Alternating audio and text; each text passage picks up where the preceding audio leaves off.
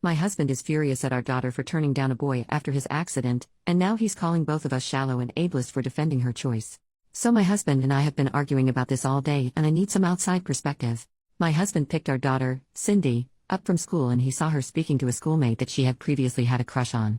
For context, last year during a sleepover, my husband and I overheard Cindy's friends lightly teasing her over having a crush on this boy. My husband also gently teased her with some innocent jokes like Cindy and boys sitting on a tree kissing type of silliness, and he sometimes brings it up randomly to tease her, like asking her if she wants to invite her boyfriend when we go on family outings. She never actually dated him or is even friends with him as far as we know. Her dad just likes to tease her.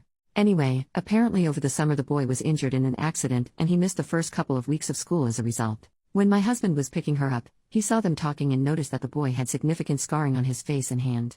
When he asked her what happened to him and what they were talking about, saying that the boy looked disappointed, she explained to him about his accident and that he was just asking her out on a date but that she turned him down. My husband was furious at her and scolded her for being so shallow as to reject him because his appearance has changed. Cindy was crying when she got home. She told me all this and insisted she was polite when turning him down and was just not interested in him like that anymore. I told my husband to apologize to our daughter and that he never should have made her feel bad for turning down anyone's romantic advances. I told him that our daughter is old enough to decide who she is attracted to and it would be cruel of her to have said yes out of pity, thus leading him on. My husband is now saying that he sees me differently and that I should be ashamed for teaching Cindy to be a shallow monster and ableist.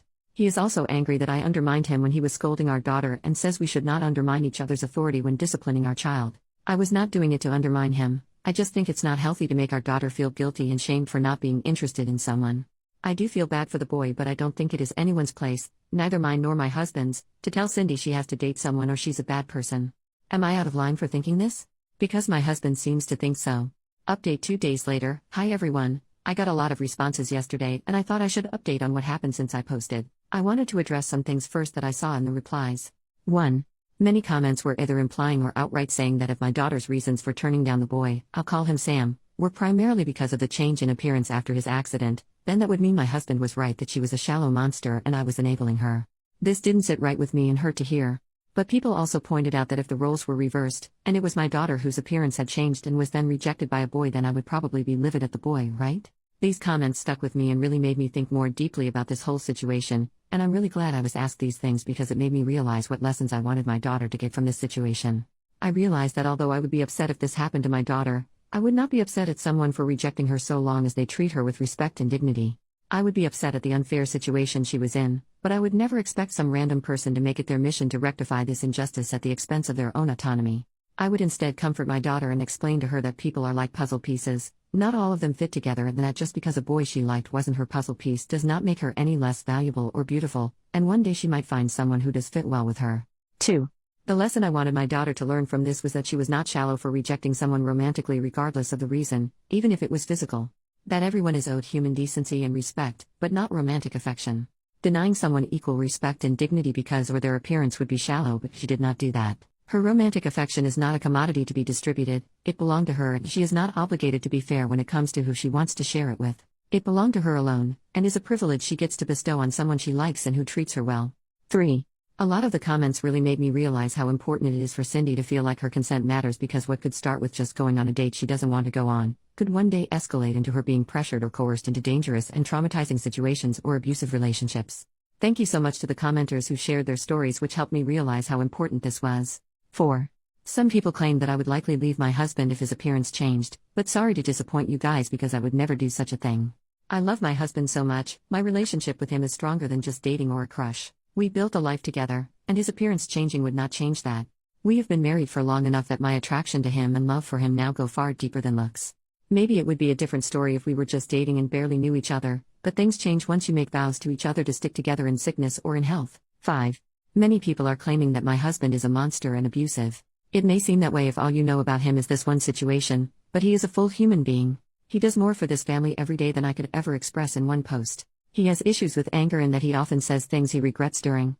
But when he cools off, he is always open to listening and communication.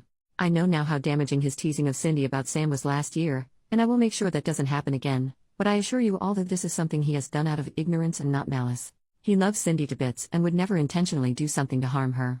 Okay, onto what happened yesterday. Husband woke up and left the house early, so I didn't get a chance to talk to him. When Cindy woke up, I made sure she was okay and told her I wanted to talk to her about what happened the day before. Her friend's mom gave her a ride home and she got here before my husband did, so we were able to have a heart-to-heart.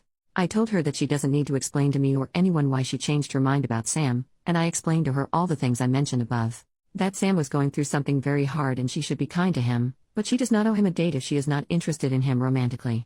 That she isn't shallow and should never feel pressured to do something with someone she doesn't want to do, and that her dad was upset and said things he didn't mean.